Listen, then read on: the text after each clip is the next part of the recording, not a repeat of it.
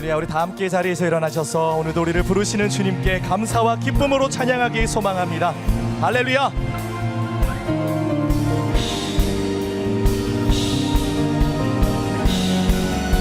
우리 더 크게 박수 치며 주 앞에 나아갑시다.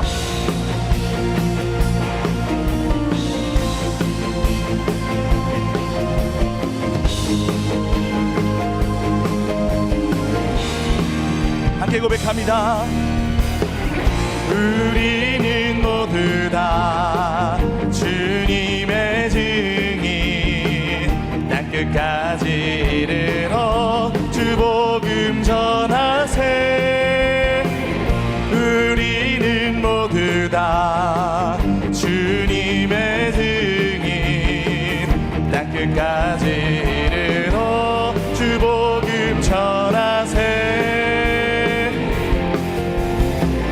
죄인 위에 십자가 지신 고난의 주님, 사망 권세 이기고 사신 부활의 주님, 다시 오신 약속하신 재림의 주님,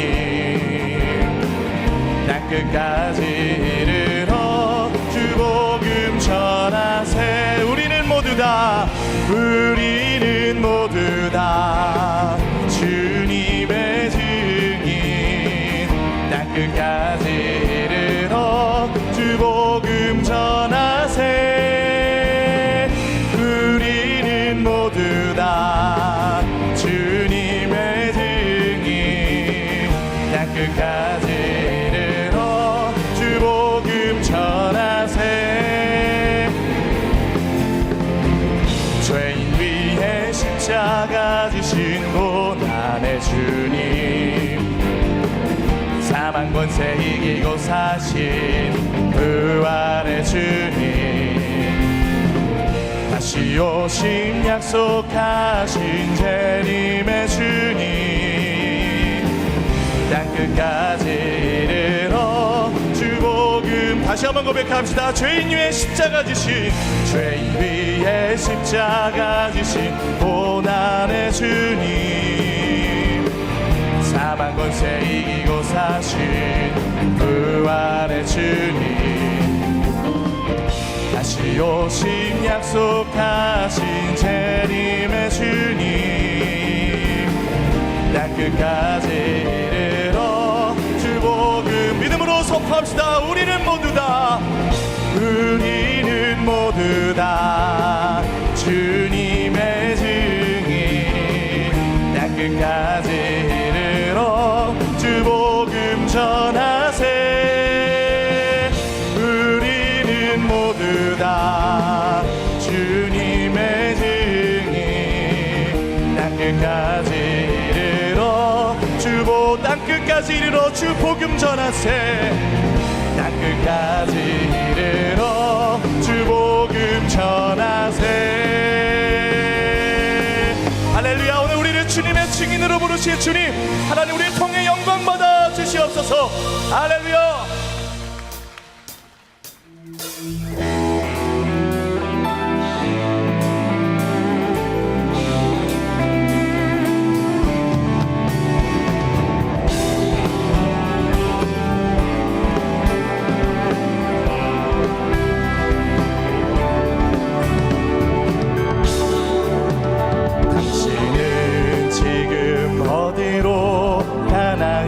발걸음 무겁게 이 세상 어디 쉴 곳 있나요? 머물 곳 있나요? 예수 안에는 안식이 있어요. 평안이 넘쳐요. 십자가 보혈 믿는 자마다 구원을 받아. 예수 믿으세요. 예수 믿으세요. 예수 믿으세요.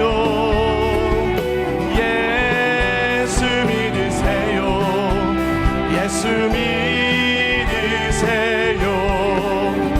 당신은 오늘 누굴 만났나요? 위로받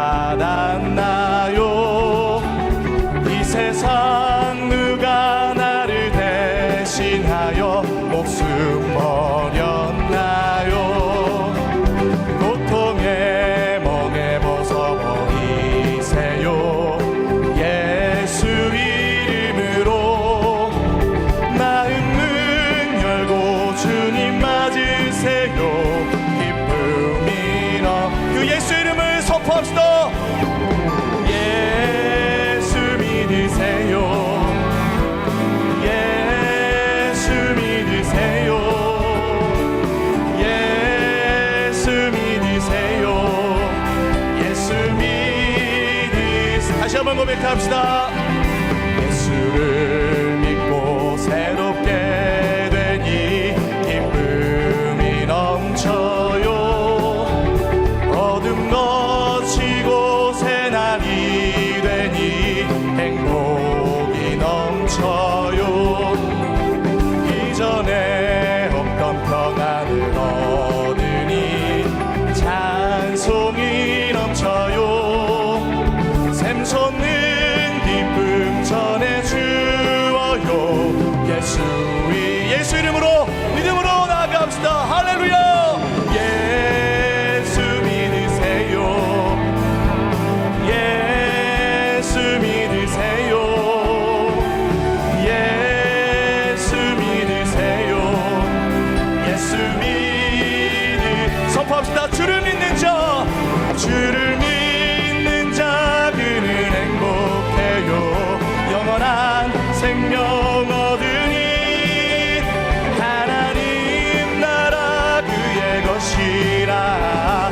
어서 예수 믿으세. 주를 믿는 자, 주를 믿는 자 그는 행복해요. 영원한 생명 얻으니 하나님 나라 그의 것이라.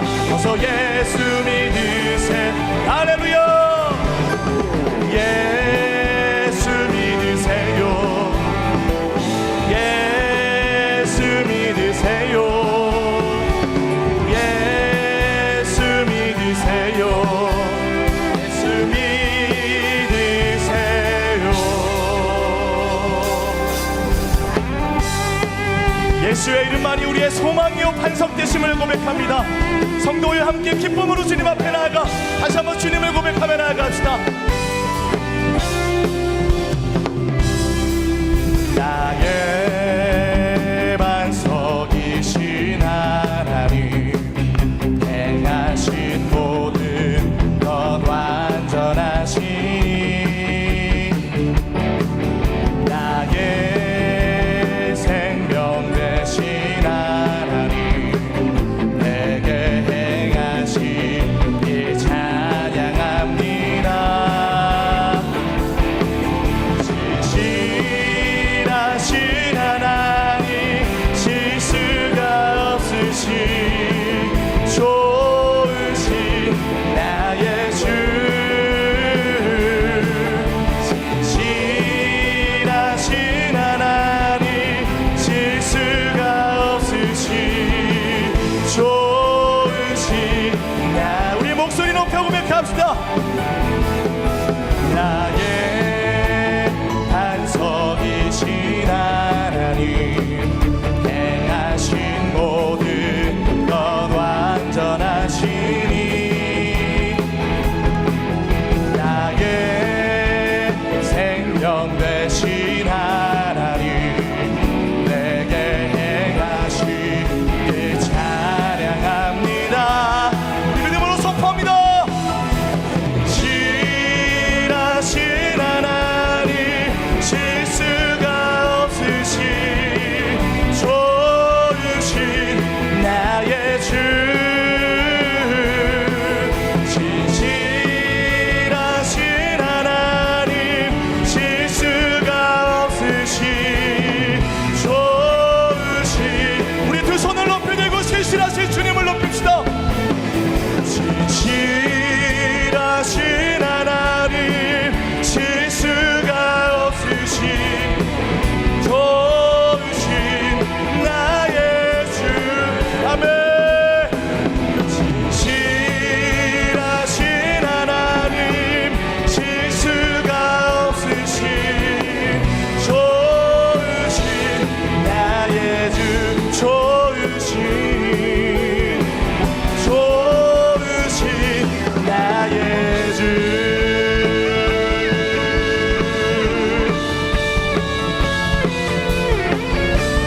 오늘도 우리의 삶 속에서 실수가 없으시며 가장 선한 일을 행하실 우리 능력의 하나님을 기뻐 찬양합니다. 감사합니다. 아멘. 우리 자리에 앉아서 계속 주님 찬양하겠습니다.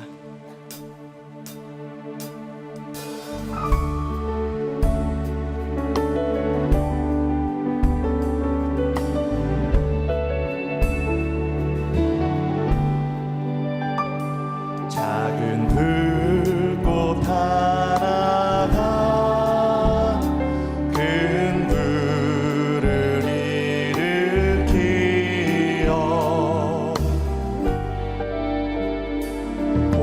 주위 사람들 그 불에 몸 녹이듯이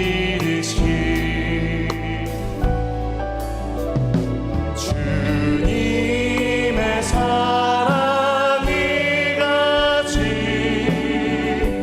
한번 경험하면 그의 사랑 모두에게 전하고 싶으리.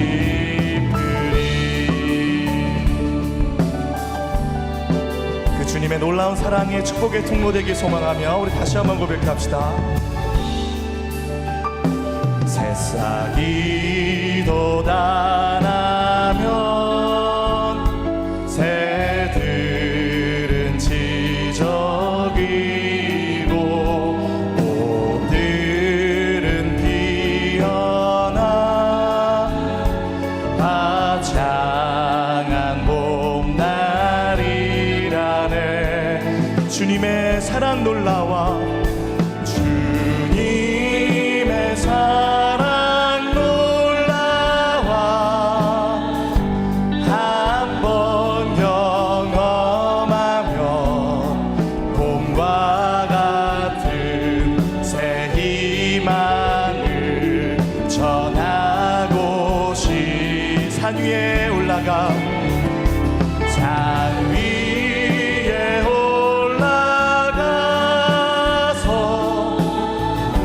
세상에 외치리. 내게 임한 주의 사랑 전하기. 다시 한번 고백합시다. 산 위에 올라가서 산 위에 올라가서 세상에 외치리. 내게 임한 주의 사랑 전하기 원하네.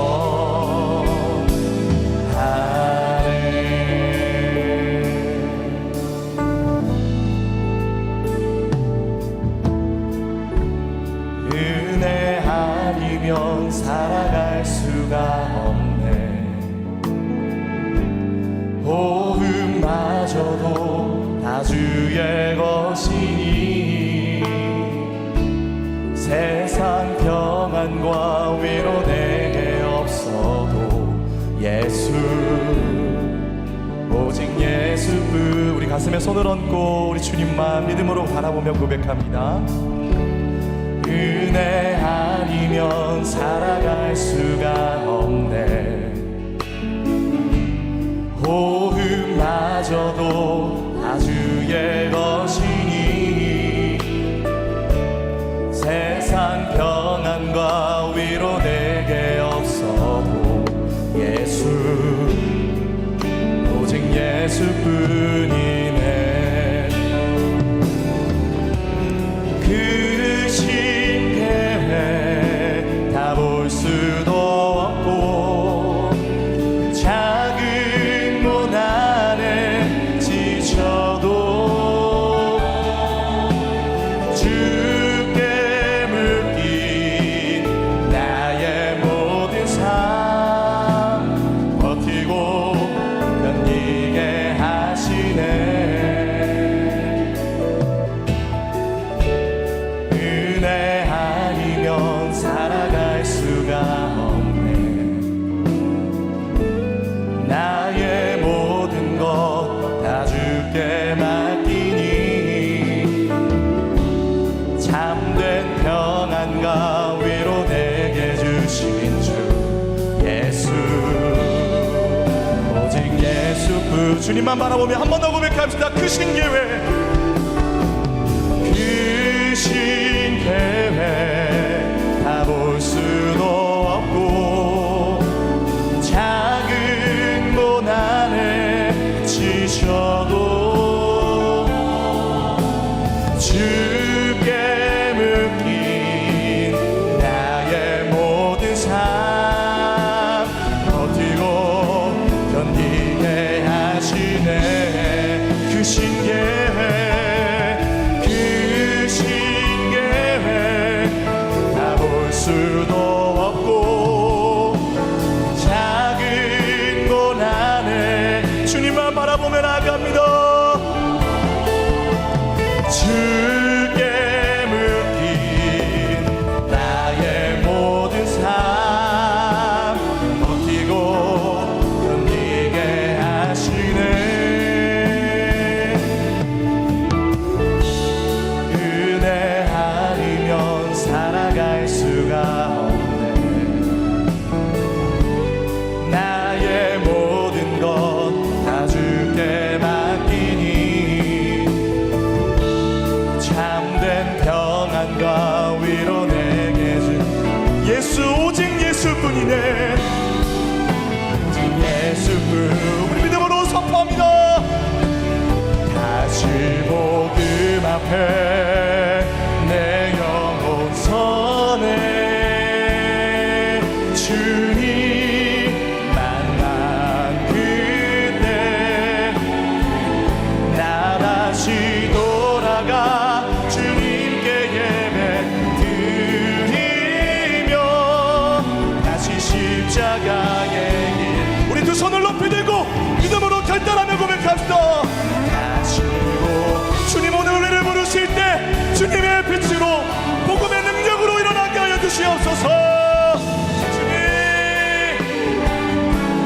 그때 나 다시 돌아가 주님께 예배 드리며 다시 십자가의 길. 우리 한 번 더 고백합시다. 다시 복음 앞에, 다시 복음 앞에 내 영혼 서네. 아멘. 주님 만난 그때 나 다시 돌아가 주님께 예배 드리며 다시 십자가의 길. 다시 돌아가 주님 앞에 섭니다. 나 다시 돌아가 주님께 예배 드리며 다시 십자가의 길 걸으리. 하나님, 주님이 우리에게 주신 그 복음의 사명을 다시 한번 믿음으로 붙잡고 나아가길 원합니다.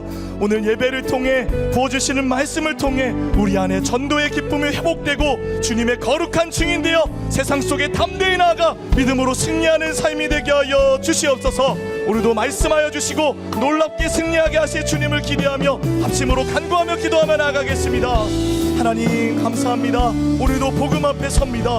우리를 부르시는 주님 앞에 주저하지 않고 나아가게 하여 주시고, 하나님 복음을 위해 수많은 자들이 피땀 흘리며 희생하였던 것과 같이 오늘 우리를 부르실 때 하나님 명하신 그 자리에 순종하며 서게 하여 주시옵소서. 지극히 선하고 아름다우신 하나님의 이름을 높여 찬송합니다. 영광받기에 합당하신 하나님 아버지, 복된 주일, 아버지를 사랑하는 자녀들이 모여 우리에게 베푸신 구원의 큰일을 기뻐하며 예배로 나아가오니 은혜와 평강을 내려 주시옵소서. 우리의 몸과 영혼의 주인 되시는 하나님, 한 주간을 살아오면서 세상 안에 우리의 마음이 눌리고 영혼이 상처받았음을 고백합니다. 사람의 힘과 재물의 풍부함으로 무장하여 스스로를 든든히 세운 자들 앞에서 우리는 때때로 평강을 잃어버렸으며 진리로 대응하지 못했습니다. 오늘 또 우리 가운데 구원을 시작하신 그리스도의 보혈을 의지하오니 우리의 죄를 씻으시고 새롭게 하여 주시옵소서. 이제는 환경을 탓하고 더 나은 선택을 하지 못했음을 후회하라고 종용하는 세상의 말을 거절하고 우리의 소원보다도 하나님의 일하심은 더욱 크고 선하심을 보게 하여 주시옵소서. 오래 참으심으로 구원을 이루시는 하나님, 나라와 민족 안에 가득한 불의를 용서하여 주시옵소서. 사람의 생명을 소중히 여기기보다 폭력과 불법이 자행되고 청소년조차 마약을 사고 팔며 쾌락을 쫓고 있습니다. 각 사람의 양심을 깨워 물질과 개인이 우선되지 않고 나라의 모든 영역이 공의와 질서로 세워지게 하여 주시옵소서. 육체와 정신 가운데 고난당하는 자들을 회복시켜 주시며 궁핍한 자들에게는 필요한 것들로 채워주시기를 간구합니다. 새로운 교회를 사랑하시는 하나님, 우리 교회가 하나님의 영광과 찬송이 되기를 원합니다. 우리에게 부어주신 그리스도의 사랑이 더욱 풍성하게 하시고 사랑으로 복음을 전하게 하여 주시옵소서. 말씀을 인생의 질서로 삼는 성도들을 통하여 세상의 빛과 소금이 되게 하여 주시길 소망합니다. 복음에 매여 앞장서서 나아가는 한옥 목사님의 영육을 강건케 하여 주시옵소서. 오늘 단위에서 선포하는 말씀을 통해 듣는 모든 성도님들과 가정 위에 갑절의 기쁨이 부어지고 하나님을 가까이 하는 복이 넘치게 하여 주시옵소서. 한 마음으로 고백하는 성가대의 찬양이 울려 퍼질 때 하나님과 교회를 더욱 사랑하게 하여 주시옵소서. 우리의 자랑이 되시는 예수 그리스도의 이름으로 기도드립니다. 아멘. 할렐루야. 복된 주일 현장과 온라인으로 예배드리시는 국내 모든 성도님들을 주님의 이름으로 환영하고 축복합니다. 오늘 예배를 통해서 말씀의 능력과 은혜가 가득하길 소망합니다. 옆에 계신 분들 보면서 이렇게 인사할까요? 말씀 충만하세요. 말씀 충만하세요. 이제 예배에 참여하신 분들을 축복하는 시간 갖겠습니다. 서로를 바라보며 축복하겠습니다. 축복합니다. 주님의 이름으로 축복합니다. 주님의 사랑으로 이곳에 모인 주의 거룩한 자녀에게 주님의 기쁨과 주님의 사랑이 충만하게 충만하게 넘치기를. God bless you. God bless you. 축복합니다. 주님의 사랑. 더 먼 곳을 바라보며 축복합니다. God bless you. God bless you. 축복합니다. 주님의 사랑으로. 박수로 격려하며 서로를 축복하겠습니다. 교회 소식 말씀드리겠습니다. 한홍 담임 목사님과 76명의 성지순례팀은 지난 9월 10일부터 19일까지 9박 10일의 성지순례 일정을 은혜 가운데 다녀왔습니다. 500여 년 전 신앙을 지키기 위해서 투쟁했던 종교개혁가 루터, 찌빙글리, 칼빈, 얀 후스 등 그들의 순례의 현장을 돌아보는 것만으로도 많은 도전과 감동이 되는 시간이었습니다.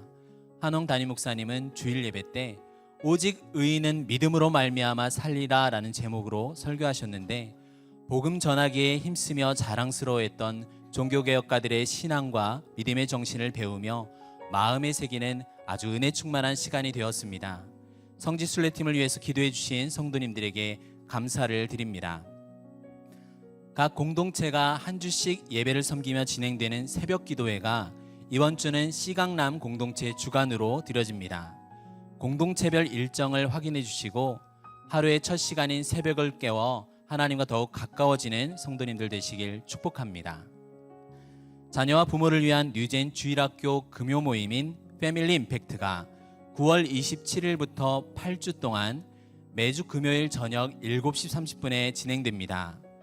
자녀들의 연령에 맞는 프로그램들과 자녀 양육을 위한 부모 학교를 통해 가정과 다음 세대가 은혜와 말씀 안에 더욱 견고히 세워지는 시간이 될 것입니다.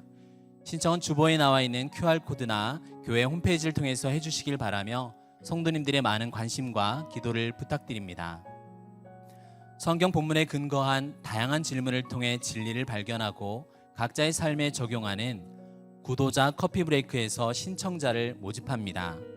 구도자반은 전도 대상자 또는 1년 미만 등록 교인을 위해 준비된 맞춤형 양육 프로그램입니다. 이번에 야고보서 말씀으로 소그룹 나눔이 진행되는 구도자 커피 브레이크에 많은 신청을 바랍니다. 신청은 교회 홈페이지와 주보에 나와 있는 QR코드를 통해서 하실 수 있습니다. 뉴젠 주일학교 교사 기도회인 별빛 교사 기도회가 9월 28일 이번 주 토요일 오후 5시 30분에 S하우스에서 진행됩니다. 다음 세대를 섬기는 선생님들 가운데 언제나 주님의 은혜와 사랑이 가득할 수 있도록 우리 성도님들의 지속적인 기도와 관심을 부탁드리며 뉴젠 선생님들께서는 꼭 참석해 주시길 바랍니다. 힐링팀이 주관하는 환우들을 위한 기도회가 9월 29일 주일 오후 4시 10분에 7층 새로운 홀에서 진행됩니다. 현재 투병 중이시거나 완치 후 관찰 중이신 분들, 몸이 아픈 분들의 치료와 회복을 위해서 한 분 한 분의 이름을 부르며 간절히 기도하고자 합니다. 순이나 지인들, 가족 중에서 기도해야 할 분들이 있다면 누구나 오셔서 함께 기도하실 수 있습니다. 이번 기도회를 통해서 치유와 회복의 거룩한 돌파를 경험하는 은혜가 있길 소망하며 중보기도 요청은 홈페이지와 QR코드 그리고 로비에 있는 현장 접수를 통해서 하실 수 있습니다. 예배 방송팀에서는 교회 행사와 주일 예배 진행 시 중계 카메라 또는 자막으로 섬겨주실 팀원을 모집합니다. 처음 접하시는 성도님들을 위해서 카메라 운용 방법에 대해서도 아주 자세히 교육해 드립니다. 내 눈으로 보는 카메라를 통해 전달되는 이 예배 현장의 생생함과 그 특별함을 누리고 싶으신 성도님들께서는 많은 지원을 바랍니다. 신청은 주보에 나와 있는 QR코드와 홈페이지를 통해서 하실 수 있습니다. 더불어 예배 진행팀에서 사역팀원을 모집합니다. 예배 진행팀은 은혜롭고 성령 충만한 주일 예배를 위해서 보이지 않는 곳에서 예배 진행을 돕는 사역팀입니다.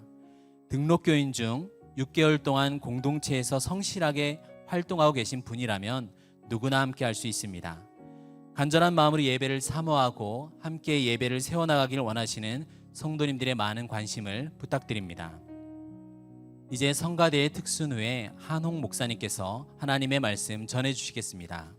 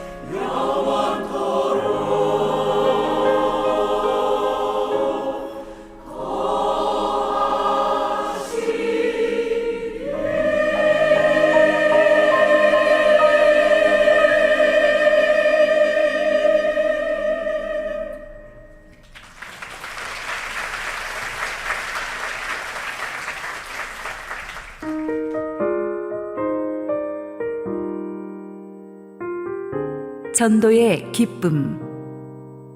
빌립보서 1장 12절에서 19절 말씀입니다. 형제들아, 내가 당한 일이 도리어 복음 전파의 진전이 된 줄을 너희가 알기를 원하노라. 이러므로 나의 매임이 그리스도 안에서 모든 시위대함과 그 밖의 모든 사람에게 나타났으니, 형제 중 다수가 나의 매임으로 말미암아 주 안에서 신뢰함으로 겁없이 하나님의 말씀을 더욱 담대히 전하게 되었느니라. 어떤 이들은 투기와 분쟁으로, 어떤 이들은 착한 뜻으로 그리스도를 전파하나니, 이들은 내가 복음을 변증하기 위하여 세우심을 받은 줄 알고 사랑으로 하나, 그들은 나의 매임에 괴로움을 더하게 할 줄로 생각하여 순수하지 못하게 다툼으로 그리스도를 전파하느니라. 그러면 무엇이냐? 거칠애로 하나 참으로 하나 무슨 방도로 하든지 전파되는 것은 그리스도니, 이로써 나는 기뻐하고 또한 기뻐하리라. 이것이 너희의 간구와 예수 그리스도의 성령의 도우심으로 나를 구원에 이르게 할 줄 아는 거로. 할렐루야. 우리 하나님께 감사와 영광의 박수 올려드리겠습니다. 우리 축복된 주일 아침 하나님께 예배드리러 오신 여러분 모두에게 주의 은혜가 충만하게 임하기를 원합니다. 오늘 성령 충만한 찬양 들려주신 우리 이부 성가대 함께 힘찬 격려의 박수 드리겠습니다. 우리 함께 기도하시고 하나님 말씀 보겠습니다. 사랑하는 아버지, 은혜를 감사합니다. 오늘도 부족하기 짝이 없는 종 우리 주님의 은혜로 강단에 서 있습니다. 온전히 주의 영광만 드러내게 하여 주옵소서. 예수님 이름으로 기도했습니다. 아멘. 지난 추석 연휴 기간 동안에 광고해 주신 대로 저와 70여 명의 성도님들이 유럽의 종교개혁지 성지순례를 다녀왔는데, 이번 성지순례에는 참 좀 다이나믹한 변수들이 많았습니다. 지금 지구촌 전체가 이상기온으로, 우리나라도 지금 가을인데 막 장마가 쏟아지고 있잖아요. 유럽에도 막 동유럽에도 홍수가 나고 그래가지고 비바람 눈보라가 막 이 시즌에도 몰아쳐서 저희들도 곳곳에서 깜짝깜짝 놀라곤 했었어요. 특히 한 번은 알프스 산맥을 넘어야 되는데 저지대에서 분명히 비가 내렸는데 이 고지대로 올라가니까 눈보라로 변해가지고 이게 폭설로 버스가 산을 더 넘을 수가 없었던 거예요. 사실 경찰차가 일찍 도로를 차단했기에 망정이지, 안 그랬으면 우리는 거기서 그냥 갇힌 채로 산장에서 하루를 보낼 뻔했었습니다. 그래서 이제 거기서 스노우 체인을 감고 유턴해서 내려오는데 몇 시간씩 버스 안에 갇혀 있는 그런 상황이 생겼습니다. 그때 우리 성도들이 너무나 성숙하고 한 명도 불평 안 하시고 은혜의 간증 나누면서 이 시간을 보내시는 걸 보면서 여행사 관계자가 아주 감탄을 하더라고요. 이런 교회는 처음 본다. 저도 우리 교회 성도님들이 너무 성숙해서 참 자랑스러웠습니다. 힘든 성지순례에서 보니까 우리가 순례자라는 생각을 하니까 별 컴플레인이 없는 것 같아요. 특히 저희 교회 성지순례는 주일학교 선생님하고 순장님들, 사역팀장 중심으로 우리가 성숙한 사람들을 데려 모시고 가기 때문에 더 그랬던 것 같고, 자, 그러면서 느낀 게 있습니다. 사람의 영성을 가름하는 중요한 방법은 어려운 환경 속에서 그 사람이 어떻게 처신하는가를 보는 것이다. 보면 이렇게 비교적 좋은 환경에 있으면서도 항상 불평과 원망을 일삼는 사람이 있는가 하면 말할 수 없이 힘든 상황 속에서도 감사하면서 새로운 돌파구를 만드는 사람이 있습니다. 사도 바울이 바로 이 후자에 속하는 사람이었습니다. 원래 우리가 사람마다 세워놓는 인생 계획이 있잖아요.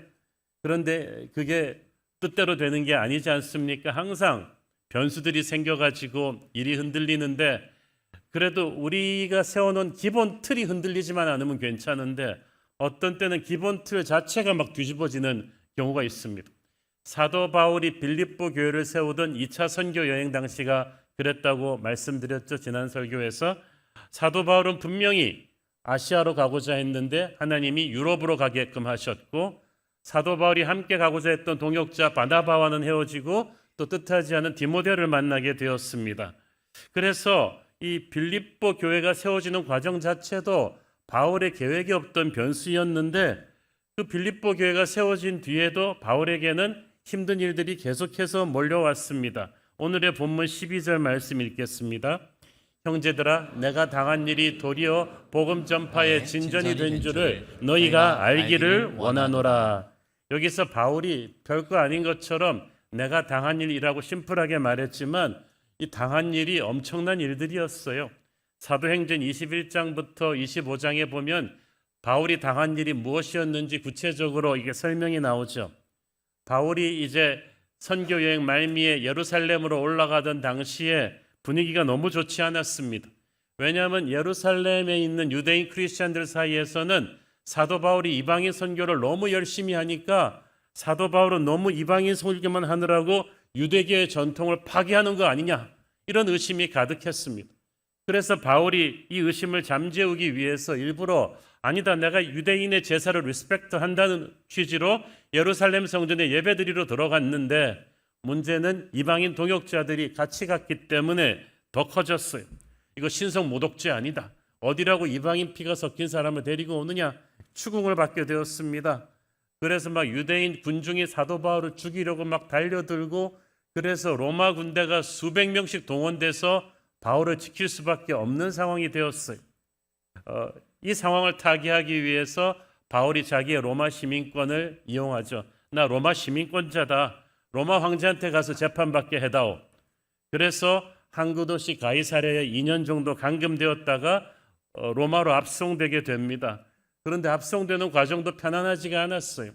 오는 중간에 그가 탔던 배가 무서운 폭풍우를 만나서 바다에 침몰합니다. 배가 깨져서 다 죽을 것을 하나님의 은혜로 또 기적같이 살아났어요. 그렇게 3개월 동안 지체했다가 마침내 로마에 오게 되었습니다. 그리고 오자마자 차가운 지하 감옥에 갇히게 된 거예요. 그러니까 바울은 그야말로 전혀 생각지도 못한 변수들로 인해서 시간을 시간대로 낭비하고 몸고생, 마음고생 다 하면서 지칠 대로 지쳐서 로마 감옥에 갇혔는데 이 모든 힘든 과정을 그는 한마디로 내가 당한 일, 그리고 아주 심플하게 표현합니다. 여러분, 우리 같으면 그러겠어요? 우리는 군대 가서 조금만 고생해도 나중에 그냥 그거를 막 불려서 막 항상 우리는 자기의 고난을 미화해서 과장해서 불려서 말하는 습성이 있지 않습니까? 내가 제일 고생한 것처럼, 내가 하는 사역이 제일 힘들었던 것처럼 사람들에게 알리기를 원합니다. 그런데 바울은 복음 전파하기 위해 헌신했다가 그 무서운 고생을 2년이나 했는데도 그냥 내가 당한 일이라고 심플하게 말합니다. 자기 스토리를 오버해서 과장하지도 않고 원망하거나 넋두리하거나 투덜거리지도 않습니다. 하나님을 저주하거나 믿음을 포기하지도 않습니다. 서두에도 말씀드렸듯이 사람이 얼마나 성숙한가를 보려면 그 사람에게 일어나는 뜻하지 않은 힘든 일들에 이 사람이 어떻게 대처하는가를 보면 알 수 있습니다. 고난은 우리 속에 있는 분노와 억눌린 감정들을 폭발시키거든요. 그래서 우리의 인격은 호텔 세미나에서 다듬어지는 게 아니라 고난의 풀무불 속에서 담금질을 당하는 것입니다. 어떤 태도로 이 고난을 통과하는가가 중요합니다. 짜증나는 상황, 억울한 상황, 내 생각대로 안 되는 상황, 기다려야 되는 상황을 어떻게 이겨낼 것이냐. 좋은 태도로 고난을 그냥 견뎌내는 것이 아니라 믿음의 태도로 잘 견뎌낼 때 우리의 영혼은 단단해지고 하나님께 영광 돌려지는 것입니다. 미국 미식 축구에서는 루저스 림프, 패배자의 절뚝거림이라는 말이 있습니다.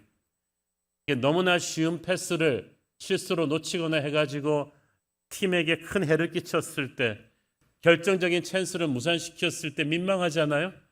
그러니까 이 선수가 넘어졌다가 일어나면서 갑자기 쩔뚝거리기 시작합니다. 실제로 다쳐서 쩔뚝거리는 경우는 거의 없고 그저 자기의 민망한 실수를 위장하기 위한 것입니다. 지켜보는 사람들로 하여금 자기가 실력이 부족해서 못한 게 아니고 다리에 쥐가 났거나 몸 상태가 안 좋아서 이렇게 된 거라고 변명하기 위함인데, 이거 습관성으로 하는 선수들이 있다는 거예요. 그리고 그런 선수치고 잘 되는 선수 없다는 거죠. 무슨 일이든지 핑계대는 사람은 비겁합니다. 위대한 팀일수록 핑계하지 않습니다. 진정한 믿음의 사람은 자기가 처한 환경 불평하지 않습니다. 어떻게든 그 상황에서 승리를 일궈내야 한다는 것을 알고 있습니다. 이 험한 세상 한가운데서 복음 전하는 우리 성도들도 마찬가지입니다. 결코 쉬운 적은 없습니다. 우리 모두에게도 바울이 처했던 것처럼 마치 쇠사슬에 매인 것 같은 아픔을 가지고 사역해야 되는 때가 많습니다. 재정적으로 힘들 수가 있고 건강이 안 좋은데 사역해야 될 때가 있습니다. 비난하는 사람들에게 눌릴 수도 있고 가까운 사람에게 배신당할 수도 있지만 이런 어려움에도 불구하고 핑계대지 않고 묵묵히 일어서서 그날 내게 주어진 하나님의 사명에 매진하는 것, 그것이 하나님의 사람이 가야 할 길인 것입니다. 무엇보다도 이런 어려움에 처했을 때 막연한 두려움에 휩싸이지 않도록 주의해야 됩니다.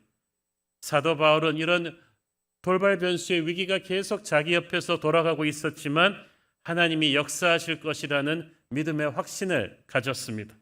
그래서 사면초가와 같은 어려움 속에서도 흔들리지 않았던 것입니다.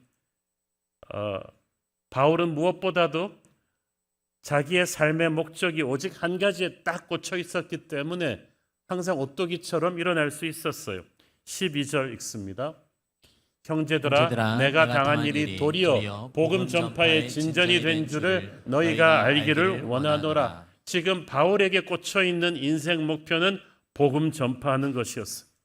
자기의 환경을 불평하는 것과 고통을 알아달라고 호소하는 것보다는 자기에게 주어진 이 복음 전파의 사명을 완수하는 것이 훨씬 중요했다는 말입니다. 여러분, 환경 탓하지 마십시오. 이상적인 환경 속에서 일할 수 있는 사람은 거의 없습니다. 이상적인 환경보다 중요한 것은 하나님 주신 사명을 이루는 것입니다. 완벽한 환경이 되면 내가 하나님의 일을 하겠다는 것은 내가 상대 수비 선수의 태클이 전혀 없으면 골 넣겠다고 하는 것과 마찬가지예요. 그러는 선수는 없거든요. 환경이 어려워서 하나님 일 못한다고 하는 사람은 환경이 좋아져도 하나님의 일을 잘 안 할 것입니다.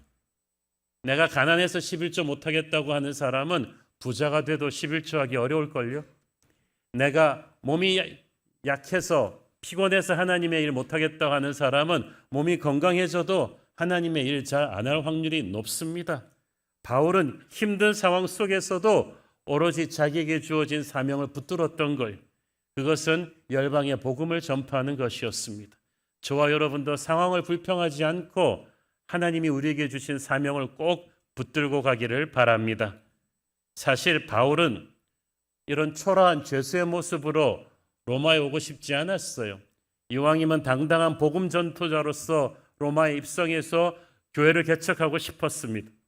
그런데 어떻게 하겠습니까? 자기의 뜻과는 달리 죄수의 신분이 되어서 로마에 끌려와서 감옥에 갇혀버렸습니다. 뭐로 가도 서울만 가면 된다는 말은 여기에는 해당되지 않는 말이지. 하지만 위기는 위험한 기회라는 말이 있듯이 바울은 자기의 인생 앞에 놓인 이런 벽을 예기치 못한 새로운 기회의 문으로 바꾸었습니다. 13절 읽습니다. 이러므로 나의 매임이 그리스도 안에서 모든 시위대 안과 그 밖의 모든 사람에게 나타났으니. 자, 자기가 이렇게 쇠사슬에 매여서 죄수가 된 것이 처음에는 기가 찰 일이었지만 이것이 로마 시위대 안에 복음을 전하게 하는 계기가 되었다는 거예요. 로마의 시위대가 누굽니까? 당대 최고의 엘리트 부대입니다. 그 수십만 로마 군대 가운데서도 황제를 보호하고 국가 비상사태에 대비하기 위해 만들어진 16,000명의 뽑히고 뽑힌 로마의 엘리트 군대입니다. 병사 하나하나가 출신 성분이 좋은 가문의 자제들이었고 이 시위대의 장교들은 훗날 로마를 이끌 장군들이요 정치인들이 될 사람들입니다. 그런데 이런 병사들과 장교들이 하루에 6시간씩 교대로 바울이 탈출할까 봐 두려워서 쇠사슬에 같이 묶여서 바울을 지켰다. 말이 지켰다는 것이 바울은 적어도 하루에 4명 이상의 시위대 병사들과 장교들과 한 번에 6시간 이상씩 가까이서 대화할 수 있었다는 이야기가 되죠.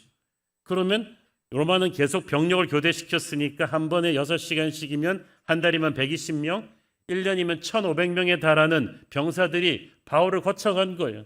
이것은 로마 정부가 바울에게 1,500명을 양육하라고 붙여준 거나 마찬가지죠. 전도하라고 붙여준 거나 마찬가지죠. 왜냐하면 바울은 자기를 핍박하는 사람한테도 전도하는 사람인데 본인의 임무로 착실하게 자기를 지켜야 되는 병사들이 6시간씩 바울 옆에 있으니까 얼마나 바울은 감사했겠어요. 아이고 감사해라. 그러면서 앉혀놓고 창세기부터 구약 전체를 아마 성경 공부 가르쳐도 병사가 어디로 가겠어요. 근무 시간인데. 옆에 붙어가지고 그 얘기 다 들었겠죠. 게다가 감옥에서 바울이 뭐 했어요? 골로새서 썼어요. 빌립보서 썼어요. 에베소서 썼어요. 목회서신 쓰면서 눈이 잘 안 보이니까 어떨 때는 좀 크게 필사도 해달라 그러고 크게 읽으면서 썼겠죠. 그러면 그것도 옆에서 다 들었어요. 게다가 바울은 항상 기도하고 찬양하는 사람이니까 계속 바울이 나 기도 좀 하겠습니다. 그럼 옆에 앉혀놓고 계속 기도하는 소리, 찬양하는 소리. 여러분 야구장 가서 응원 가면 한 1시간 들어도 그게 쇠뇌가 되는데 옆에 찬양 소리를 6시간씩 듣고 있으니까 이 사람 어떻게 되겠어요? 게다가 바울은 감옥에서도 자유로운 면회가 허용되었습니다. 그러면 도처에서 성도들이 바울을 만나러 오면 바울은 또 그들에게 말씀을 들려주고 영적 카운셀링 해주고 기도해주고 격려해 주었겠죠. 옆에 있던 로마 병사 그것도 다 듣습니다. 제가 생각해 보니까요, 이 바울을 감시하던 병사들은 쉽게 말해서 요즘 우리가 하는 새로운 교회 양육 프로그램을 앉아서 다 받아야 되는 거죠. CS도 하고 커피 브레이크도 하고 중보기도 세미나도 하고 성가대 찬양 연습도 하고 이런 걸 다 참가하니 이들이 안 변할 수가 있겠습니까? 1년이면 1,500명, 2년이면 3,000명에 달하는 로마군 엘리트 시위대 병사들 사이로 복음이 번져 나갔을 것입니다. 이것은 로마군 복음화에 큰 영향을 미치게 됩니다. 하나님이 역사하시는 것이 정말 놀랍다는 거죠. 지난 몇 년간 중국에서 교회 핍박이 심했습니다. 그래서 특히 공안들이 신경 쓴 것은 설교 때 정치 얘기를 하느냐 안 하느냐, 특히 설교 때 이 민주화 운동 그리고 공산 정부를 비방하는 그런 정치적인 메시지가 나오는 걸 굉장히 경계했어요. 그래서 공안들이 앉아서 설교문 다 듣고 목사님들한테 경고하는 거예요. 너희 성경 얘기만 하지 정치 얘기만 하지 마라. 그리고 또 주일이 끝나면은 공안이 불러가지고 목사님들한테 또 신문을 해요. 신문이 별게 아니고 당신 지난주에 한 설교 내용을 좀 설명을 해봐라. 어떤 의도로 했는지. 그러니까 처음에는 목사님들이 힘들다가 정치 얘기하지 말고 성경 얘기만 하라니까 성도들은 30분 듣는 설교를 이 사람한테는 한 3시간 풀어서 막 설교로 본문 주예까지 다 해주는 거예요. 그러고 나니까 한 몇 주일만 지나면 공안들이 예수를 믿기 시작하는 거죠. 그러면 나중에 당국이 당황해서 다시 새로운 사람을 또 바꿔줘. 그러면 또 그분한테 또 말씀을 공짜로 가르칠 수 있는 기회가. 하나님의 역사가 정말 놀랍다는 거죠. 이렇게 로마군의 시위대 안으로 번져나간 복음이 200년 만에 로마 중상류층의 대부분을 점령했다는 것은 우연이 아닙니다. 고린도후서에 보면 너희는 그리스도의 향기라고 했어요. 향기는 스치기만 해도 전염이 됩니다. 저는 바울의 옆에 있던 로마 시위대처럼 여러분 주변의 사람들이 그냥 전염되기를 바랍니다. 그냥 스치기만 해도 전염되는 거죠. 그래서 12절에 보니까 바울은 말합니다. 내가 당한 일이 도리어 복음 전파의 진전이 된 줄을 너희가 알기를 원한다. 복음 전파의 진전이란 말은 advancing the gospel, 군대 용어예요. 군대가 전진할 때 공병부대가 먼저 가서 길이 없는 곳에 새로운 길을 놓는다 그럴 때 이 말을 씁니다. 즉 바울은 새로운 복음의 전도의 방법을 찾았다는 거죠. 새로운 지역으로 복음의 길을 놓았다는 거예요. 일반인 신분으로 로마에 와서 교회를 개척했어도 좋았겠지만 뜻하지 않게 죄수가 되어서 감옥에 왔으니까 이제는 정상적으로 할 수 없는 로마 엘리트 군대 선교를 할 수 있게끔 하나님이 열어주셨다는 뜻입니다. 이게 새로운 기회의 문이 아니냐는 거예요. 옛날 미국의 한 사업가가 전 재산을 털어서 이렇게 금광 사업을 했습니다. 완전히 실패했어요. 금맥을 찾지 못했습니다. 하지만 파산 직전에 그가 그 파놓은 지하 터널로 들어가 보니까 항상 서늘한 거예요. 그래가지고 아이디어가 떠올랐어요. 그래서 대형 지하 냉동 창고로 거기를 개조한 다음에 신선하게 과일이나 식품을 보존해야 되는 회사한테 임대를 준 거예요. 그래서 망할 뻔했던 그가 다시 살아날 수 있었다고 합니다. 바울도 정상적인 방법으로 로마에 올 수 없었지만 감옥에 갇혀서 새로운 복음 전도의 기회를 하나님이 주신 것을 발견하게 되었습니다. 믿음의 사람은 어떤 상황에서도 절망하지 않습니다. 고난을 새로운 기회로 바꾸고 거기서 하나님의 역사를 체험하게 될 것입니다. 여러분에게도 그런 역사가 있게 되기를 축원합니다. 이런 사람은 다른 형제들에게 격려와 도전을 줍니다. 사실 바울이 처음 로마 감옥에 갇혔을 때 그 당시 로마 네로의 핍박이 시작되던 때이기 때문에 바울같이 중요한 지도자가 감옥에 갇히니까 로마 성도들이나 각 지역의 교회 성도들이 너무나 마음이 다운되었어요. 예수 잘 믿어봐야 뭐냐, 바울처럼 감옥에 갇히는 거 아니냐, 그리고 바울 선생님 같은 지도자가 갇혔으니까 이제 교회의 미래는 어떻게 되지 하면서 다들 두려워했는데 그 분위기가 완전히 바뀌게 되었다는 거예요. 14절 읽습니다. 형제 중 다수가 나의 매임으로 말미암아 주 안에서 신뢰함으로 겁없이 하나님의 말씀을 더욱 담대히 전하게 되었느니라. 여기서 형제는 로마에 있는 신자들을 가리키는데 그들은 감옥에 갇힌 바울을 지켜보면서 충격을 받았어요. 너무 우울했는데 바울이 오히려 로마 시위대한테 복음을 전하고 시위대 안으로 복음이 번져나가고 있는 모습, 각 지역에 목회서신을 쓰고 찾아가는 성도들을 위로하는 그 담대한 모습에서 그들은 오히려 용기를 얻었어요. 환난 가운데서 믿음으로, 제가 말씀드렸잖아요. 고난을 좋은 믿음의 태도로 통과하면 자기뿐 아니라 지켜보는 다른 성도들에게 힘이 될 것입니다. 그런 의미에서 바울의 투옥은 복음의 패배가 아니라 복음의 진보였던 거예요. 여러분, 고난 속에서 우리가 어떤 태도로 이 고난을 돌파하는가가 영적 영향력이 됩니다.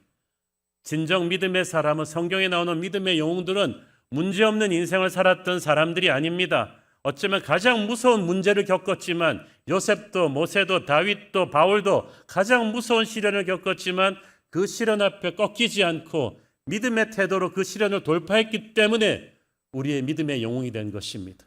우리가 본받아야 될 모델이 된 거예요. 여러분, 그래서 내가 모든 것이 잘 나가야 은혜를 준다고 생각하지 마세요. 예수 믿어서 내가 부자가 돼야 간증할 수 있다. 예수 믿어서 내 자식이 잘 되고 모든 게 잘 돼야 은혜를 준다. 절대 아니에요. 가난하고 병들고 힘들어도 내가 그 고난을 믿음으로 뚫고 나가는 모습이 은혜인 거예요. 기독교 역사상 가장 위대한 설교자 중에 하나로 황금의 혀라고 불렸던 초대교회 교부 존 크리소스톰, 요즘으로 치면 목사님이시죠. 이런 분이 계셨습니다. 그는 기독교 대박회 때 동방 로마 황제의 명령으로 체포되었습니다. 황제가 존 크리소스톰에게 말했습니다. 지금이라도 예수를 포기하면 살려주겠다. 그는 죽어도 그렇게 못한다고 했습니다. 그러자 황제는 부하들에게 명령했습니다. 저자를 아무와도 대화하지 못하게 고독한 개인 감방에 넣어라. 혼자 오래 놔두면 돌아버릴 것이다. 그러자 신하가 말했습니다. 폐하, 그건 절대 안 됩니다. 예수 믿는 사람은 혼자 있는 거 좋아합니다. 그들은 하루 종일 하나님과 기도하고 찬양할 것입니다. 그러자 황제는 다시 명령했습니다. 그래? 그러면 저자를 극악무도한 죄인들이 있는 감방에 집어넣어라. 그래서 괴롭힘을 당하게 하라. 그러자 신하가 말했습니다. 폐하, 그것도 안 됩니다. 저자는 오히려 전도할 기회가 생겼다고 좋아할 것입니다. 어떤 흉악범도 저 사람 옆에 있으면 다 예수를 믿게 되는 걸 모르십니까? 그러자 황제가 가슴을 치며 말했습니다. 뭐야 그럼 당장 저놈을 끌어다가 목을 쳐 죽여라. 신하가 말했습니다. 폐하, 그건 절대 안 됩니다. 저자들의 제일 큰 상급은 순교입니다. 저자는 순교를 기다리고 있습니다. 영원한 천국에 대한 확신이 있기 때문에 크리스천들은 처형장에 나올 때 항상 밝은 얼굴로 나오게 되고, 저 지도자 존 크리스톰을 순교시키면 수많은 다른 순교자들이 일어날 것입니다. 그러자 황제는 탄식을 했습니다. 도대체 이 사람을 어떻게 해야 된단 말인가? 내가 저를 감당할 수가 없구나. 히브리서에 보면 이런 믿음의 사람들을 세상이 감당하지 못한다고 했어요. 존 크리스토폰 유배를 가다가 죽었지만 그의 이 담대한 모습은 핍박 속에서도 수많은 성도들이 담대함을 지키는 계기가 되었습니다. 많은 분들이 자기가 고난 가운데 있기 때문에 덕이 못 되고 하나님의 일을 할 자격이 없다고 생각하십니다. 아유, 목사님, 제가 자꾸 아파서 덕이 못 되는 것 같아요. 혹은 제가 예수 믿는데 이렇게 자식들이 믿음 생활을 잘 못하니 내 자식도 잘 못 이끄는데 제가 어떻게 순장을 하겠어요? 목사님, 제가 예수 믿는데 사업이 자꾸 망해서 경제적으로 힘들어서 덕이 못 되는 것 같아요. 제가 어떻게 간증하겠어요? 제가 어떻게 순장하겠습니까? 라는 분들 이야기를 듣는데 여러분 결코 그렇게 생각하지 마세요. 그렇게 생각했다면 바울도 여러분 내가 교회 지도자인데 전과자가 돼가지고 덕이 못 됩니다. 어떻게 목회하겠습니까? 그랬을 거 아니겠어요? 여러분 그렇게 생각하지 마세요. 주님은 우리가 약할 때 강함 되십니다. 어찌 보면 여러분이 자격이 없이 연약하다고 생각할 때, 가장 힘든 고난을 통과할 때 여러분은 가장 사역할 자격이 있는 거예요. 베드로에게 예수님이 내 양을 먹이라고 했을 때는 베드로가 홈런 쳤을 때가 아닙니다. 주님을 3번 부인하고 나서 얼마 되지 않던 때였어요. 가장 자격이 없기 때문에 가장 마음이 낮아진 그에게 하나님은 사역의 자리를 맡겨주셨듯이 우리도 마찬가지예요. 고난은 우리의 마음을 연약하게 하지만 그 연약한 마음이 주님을 붙잡을 때 주께서 역사하십니다. 저는 한 목사님을 청빙을 받았는데 청빙되고 나서 알았어요. 목사님이 암이 걸린 것을. 그래서 목사님이 정직하게 얘기했어요. 나 암에 걸렸으니까 청빙을 취소하시라. 그런데 그 교회에서 암 걸린 거 다 알고 나서도 청빙했어요. 목사님 주중에 투병하시고 주일날 설교만 해도 괜찮다. 그리고 목사님을 모셨어요. 목사님은 이렇게 항암 치료를 하면서 이 설교를 했는데 그 아픈 목사님이 목회하는데도 교회에 기름 부으심이 엄청나게 일어난 거죠. 하나님께서는 어찌 보면 우리가 건강할 때보다 약할 때 더 역사하시는지 모르겠습니다. 경제적으로 너무 힘드신데 11조 생활하시면서 힘든 이웃까지 도우시는 집사님이 우리 교회에 계십니다. 남편도 안 믿어서 핍박하고 아이들도 방황해서 힘든 가운데서도 중보기도의 자리를 놓지 않으시는 성도님들 계시고 안내팀 사역하시는 분들 계세요. 고난 속에 있지만 하나님의 능력으로 그 어려움을 이겨내며 사역하는 그분들의 모습이 큰 은혜입니다. 여러분의 약함이 자격이 없는 게 아니라 그게 바로 하나님의 역사하시는 도구이신 줄 믿습니다. 바울은 걸어다니는 종합병원이었어요. 교도소에 수감되었어요. 그러나 바울은 그 가운데서 하나님의 역사를 이뤄내지 않았습니까? 우리는 바울을 닮고 예수님 닮은 그런 고난 속에서 주의 일을 하는 성도들 되기를 축원합니다. 바울에게는 생각하지 못한 억울하고 힘든 일도 있었어요. 15절 17절 읽습니다. 어떤 이들은 투기와 분쟁으로, 어떤 이들은 착한 뜻으로 그리스도를 전파하나니 이들은 내가 복음을 변증하기 위해서 세우심을 받은 줄 알고 사랑으로 하나 그들은 나의 매임에 괴로움을 더하게 할 줄로 생각하여 순수하지 못하게 다툼으로 그리스도를 전파하느니라. 자, 보세요. 이 로마 교회 이 일부 지도자들이 바울을 시기해 가지고 바울이 감옥에 갇힌 틈에 우리가 열심히 전도해서 우리 사람을 더 많이 만들어 놓으면 바울보다 더 영향력이 세지지 않겠는가 이렇게 생각한 거예요. 그래가지고 평소에 안 하던 전도를 막 열심히 하는 거예요. 복음 전파하기 위해서라기보다 바울을 견제할 자기 사람 만들기 위해서. 이 이야기를 바울이 들었어요. 속상한 착한 교인들이 바울한테 일러준 거예요. 그런데 바울은 거기에 대해서 아주 쿨하게 말합니다. 그게 무슨 큰 문제겠는가? 어찌됐든 간에 18절을 보세요. 그러면 무엇이냐? 거칠애로 하나 참으로 하나 무슨 방도로 하든지 전파되는 것은 그리스도니 이로써 나는 기뻐하고 또한 기뻐하리라. 나를 질투해서라도 좋다. 그렇게 해서라도 전도하는 것이 안 하는 것보다 낫지 않냐. 야, 정말 바울은 대범한 사람이죠. 누가 골을 넣든지 간에 무슨 상관이 있느냐? 우리 팀이 이기면 되지 않느냐? 우리는 그리스도의 한 팀이 아니냐는 거예요. 우리가 동기가 순수한지 아닌지는 내가 하는 일을 남이 해서 성공할 때, 내가 아닌 남을 통해서 하나님이 역사하실 때 어떻게 반응하는지를 보면 됩니다. 우리 목회자들이 얼마나 순수한지는 다른 교회를 통해서 부흥이 일어날 때 우리가 어떻게 반응하는가를 보면 알 수 있어요. 여러분, 하나님이 정말 우리를 통해서만 역사하라는 법은 없죠. 우리 새로운 교회가 부흥하는 복음의 항공모함이지만 항공모함이 한 척만 있어야 되겠어요? 수십 척이 필요할 것입니다. 세상에 많은 교단이 있고 많은 교회가 있고 많은 목회자가 있는데 하나님이 그 시대에 특별히 쓰시는 기름 부으시는 사람들 교회가 있어요.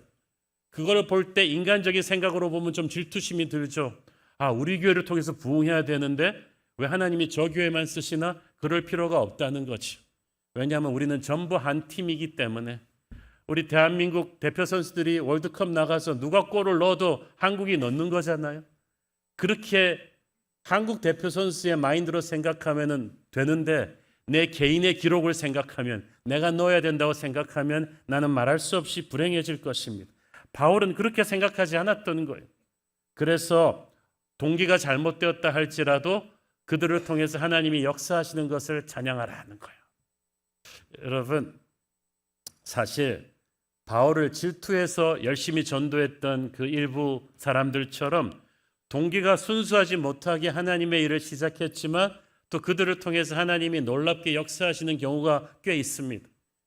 제가 오래전에 LA에서 전도사 사역할 때 그 교포교회 한 청소년부 교회 아이들이 공원으로 노방전도 나갔어요. 거기에 그때 제가 알던 10대 소녀 신디라는 자매가 나갔는데 이 자매가 교회는 오래 다녔는데 평소 전도 잘 안 해요. 근데 자존심은 엄청 세요. 누구한테 지기를 싫어해요. 그런데 자기는 전도하는 거 별로 안 좋은데 청소년부가 다 나간다니까 어쩔 수 없이 나간 거예요. 그런데 자기는 쭈삣쭈삣하고 있는데 글쎄 자기보다 동생 예수 믿은 지 얼마 안 된 애들이 막 가더니 막 전도해가지고 막 영접시키는 간증들을 하니까 신디가 너무 자존심이 상하고 속이 상해가지고 나라고 못할 게 뭐냐. 홧김에 자기도 나간 거죠. 근데 홧김에 나간 거리가 좀 센 장소였어. 거기에 모터사이클 갱들 있잖아요. 그 사람들이 있는 데였어요. 그래가지고 그냥 신디가 첫 번째로 맞닥뜨린 사람이 키가 한 190은 돼 보이는 막 터미네이터 같은 팔뚝을 가진 무시무시하게 생긴 사람인데 평소 같았으면 신디가 전혀 전도 못하고 도망갔을 사람인데 뒤에서 지켜보던 또 동생들이 있잖아요. 컴온, 할 수 있다고. 언니 뭔가 보여달라고. 그래가지고 어쩔 수 없이 가서 Jesus loves you. 예수님이 당신을 사랑합니다. 이 얘기를 하는데 그 모터사이클 갱께서 마음을 열고 그날 예수를 믿은 거예요. 그날 제일 놀란 게 신디였어요. 제일 많이 회개한 게 신디였어요. 남들처럼 열심히 기도하고 영혼 구원하기 위해 나간 게 아니고 순전히 다른 친구들한테 창피당하지 않기 위해서 자존심 때문에 나갔는데 하나님은 그를 통해서도 역사하신 거죠. 그것이 신디의 인생을 바꾸는 계기가 되었습니다. 여러분, 바울을 견제하기 위해 전도했던 사람들처럼 그릇된 동기를 가지고 하나님의 일을 하는 사람도 많습니다. 하지만 그것 때문에 굉장히 우리가 속상해할 필요 없어요. 비난할 필요도 없어요. 그 과정에서 변할 거예요. 그들을 통해서도 하나님이 역사하실 것입니다. 사실 우리 중에 많은 사람들이 그러지 않았습니까? 18절에 보니까 누가 어떤 동기로 하든지 간에 그리스도만 전파될 수 있다면 바울은 기뻐하고 또 기뻐할 거라 그랬어요. 헬라어 강조법으로 나는 끊임없이 기뻐할 것이다. 자기 중심이 아닌 하나님 중심의 생각을 하는 사람이었기 때문이죠. 초창기 우리나라의 선교사님들이 왔을 때 그 장로교단, 감리교단 이런 분들이 우리나라 지도를 놓고 지역을 나누어서 이렇게 선교를 했어요. 그러면서 서로 다른 교단에 지지 않기 위해서 열심히 한 거예요, 사실. 하지만 하나님은 그걸 통해서 얼마나 큰 영광을 받으셨습니까? 기독교 역사에 보면 그런 선의의 경쟁이 좀 지나치는 경우도 있었지만 하나님은 역사하셨어요. 어떨 때는 18세기, 19세기에는 장로교 감리교단을 통해서 영국과 미국에 큰 부흥이 일어났는데, 또 20세기 초반에는 하나님의 성회를 통해서 또 중남미 지역과 아시아권에서 또 큰 부흥이 일어났습니다. 그리고 또 1950년대 이후부터는 선교단체들을 일으키셔서 하나님께서 수많은 젊은이들을 끌어안으셨어요. 그들이 일어났을 때 기성교회들은 비판했지만 하나님은 그들을 통해 얼마나 놀랍게 역사하셨어요. 그러므로 여러분, 누가 하든 상관없어요. 하나님의 나라가 확장되면 되는 것입니다. 우리가 자기 중심의 생각이 아닌 하나님 중심의 생각을 한다면 하나님이 누구를 통해서 역사하시건 이 마지막 때에 복음이 전파될 수 있다면 감사하고 또 감사할 일인 줄 믿습니다. 오늘도 그런 기쁜 마음으로 담대하게 복음 전하는 저와 여러분 되기를 축원합니다. 기도하겠습니다. 사랑하는 아버지, 은혜를 감사합니다. 우리 마지막 시대에 우리도 사도 바울처럼 하나님 중심의 생각을 하게 하여 주시옵소서. 우리가 감옥에 갇혔다 할지라도 시위대에 전도했던 바울처럼 우리가 사방이 꽉 막힌 것 같은 상황 속에서도 복음의 기회를 삼고 은혜로 이기게 하옵소서. 예수님 이름으로 기도했습니다. 아멘. 다 함께 일어나셔서 봉헌 찬양 드리겠습니다. 박수 치면서 고백하겠습니다. 온 세상 위하여 나 복음 전하리. 만 백성 모두 나와서 주 말씀 들어라. 죄 중에 빠져서 헤매는 자들아, 주님의 음성 못 듣고 너 구원받아라. 전하고 기도해 매일 증인 되리라. 세상 모든 사람들 듣고 그 사랑을 온 세상 위하여, 온 세상 위하여 이 복음 전하리. 저 죄인 회개하고서 주 예수 믿어라. 이 세상 구하려 주 돌아가신 것 나 증거하지 않으며 그 사랑 못 전하고 기도해. 전하고 기도해 매일 증인 되리라. 세상 모든 사람들 듣고 그 사랑을 온 세상 위하여, 온 세상 위하여 주의 임하니. 주 예수 이름 이 복음 전하자. 먼 곳에 나가서 전하지 못해도 나 어느 곳에 있든지 늘 기도. 믿음의 두 손을 들고 전하고 기도해 매일 증인 되리라. 세상 모든 사람들 듣고 그 사랑 알도록 성령의 새바람, 성령의 새바람 이 땅에 불어오소서. 주의 영그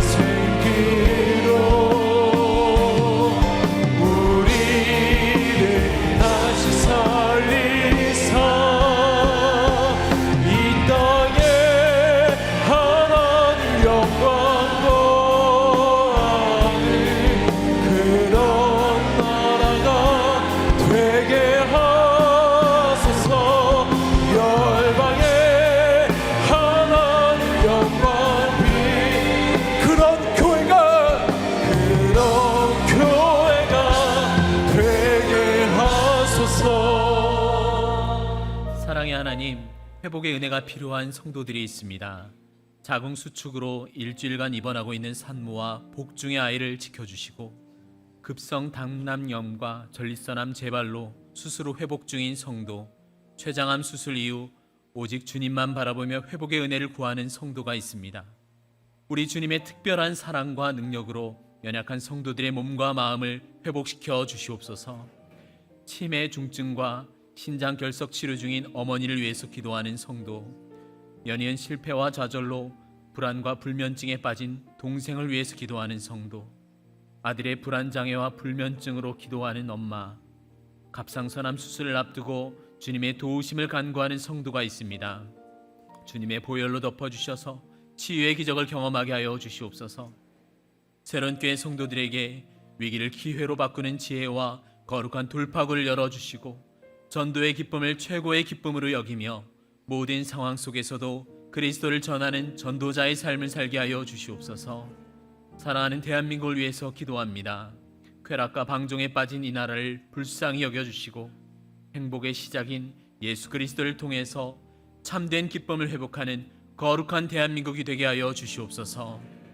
받은 은혜에 감사하며 드리는 헌물의 손길들을 축복하시고 지금은 우리 주 예수 그리스도의 은혜와 아버지 하나님의 무한하신 사랑과 성령 하나님의 교통교제 위로케 하시는 역사가 어려운 환경 속에서도 고난을 돌파하며 복음 전하는 증인의 사명을 감당하길 결단하는 모든 성도님들과 가정 위에 몸된 새로운 교회 위에 이제부터 영원까지 함께 하시기를 간절히 축원하옵나이다. 아멘.